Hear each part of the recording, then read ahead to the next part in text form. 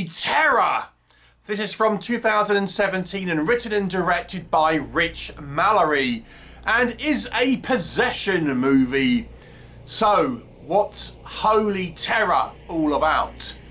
It focuses on this couple who have recently lost their young son through a tragic accident, and the wife particularly is having trouble moving forwards, but she kind of starts hearing things in the house, particularly in the area where he died.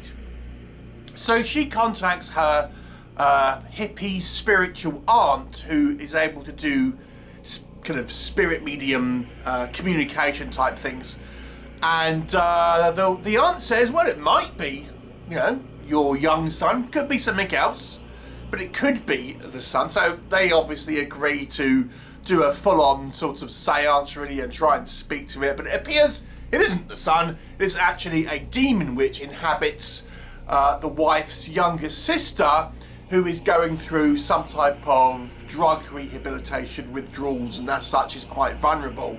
And then it turns into a somewhat standard possession movie. So let's talk about it. What works in this movie's favour?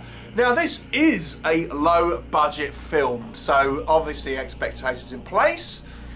I'm going to start off with what I think is the biggest thing about this movie that I enjoyed, and that is the ending. And I don't mean that sarcastically. I actually do mean I think the ending is quite strong here. The movie, right up until the very end of the film, is very generic, very lackluster, very what you are going to expect from a possession movie, going through all the familiar beats. We'll come on to that. But I gotta say, I think the ending actually lands the movie on a good note, because it goes kind of crazy at the end, and not really how you might expect these things to go, and yeah, it really doesn't end particularly well. So if you have seen the movie The Song of Solomon, it might give you a better idea of where that kind of movie ends up. So yeah, I mean, that was, to me, was the strongest point, because outside of that, the movie is, as I say, very standard in regards to what it does. But yeah, a decent ending. What else can we say that worked? I mean, it is a very typical possession movie. So if you are just a fan of that type of thing, you've got the priest who's doubting his faith. You've got the kind of frantic parents who, hope for anything. We've got a seduction scene, all sorts of, they're all in there. So it's very, very typical of many other possession movies that you have seen, and doesn't really stand out from the crowd. But if you like that genre, then this is really going to be more of the same for you. So there's that. I think there are some ideas here that I think are okay, but they are largely borrowed from other properties. You know, the doubting priest. I actually think the kind of the relationship between the husband and wife, which is now somewhat strained, is kind of believable, because obviously we have this tragic event which is causing them problems and stuff, and they're having to deal with it in their own ways. So, there's some okay stuff here, but it's all stuff you have seen in 100 places, 100 films before this. The movie isn't a slow film. I think it's relatively, reasonably paced, at least. As I say, it kind of goes exactly where you think, but, it doesn't take too long to get there. And it's enjoyable in a kind of a bite-sized kind of ideal. If you know what you're going to expect, it's very much business as usual.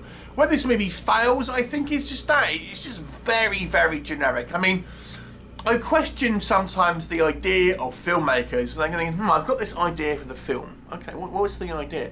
It's going to be exactly the same as every other possession film. There's no new ideas. I mean, the thought process behind making a film, and like I said, I don't think it's necessarily a bad film exactly. It's just that it's so the same. There's nothing really that kind of sets us apart in story-wise. So I've got this great idea for this movie. Okay, what is it? It's exactly the same as every other possession film. Brilliant. We'll have that, please, but we'll have like a real low-budget version. Wow.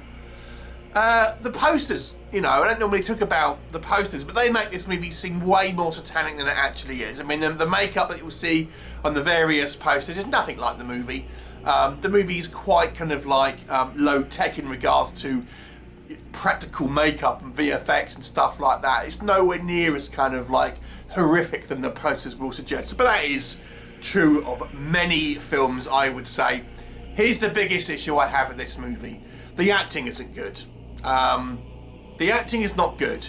The characters, or I don't think the characters are necessarily written to be necessarily unbelievable or anything like that, but the actor's delivery of the lines here leaves something to be desired. Let me just kind of say that. It's all kind of a little bit hokey and a little bit, this seems kind of like somewhat sort of inexperienced, somewhat unconfident performances. And as such, it really does feel like a kind of a B movie. You couple that with the very, very, you know, vanilla, generic kind of plot here, and it makes it for maybe an unsatisfying movie to a large degree. As I say, I think the movie does end well. It's the one kind of feather in this movie's cap, which maybe sets it apart from some, but, you know, the rest of the film around it is not necessarily a horrible film. It's just kind of amateurish and lackluster. So for me, it does take this movie to a slightly below average score of 4. Have you seen it? What did you think? Leave me a comment and I shall look forward to seeing you next time. Bye for now.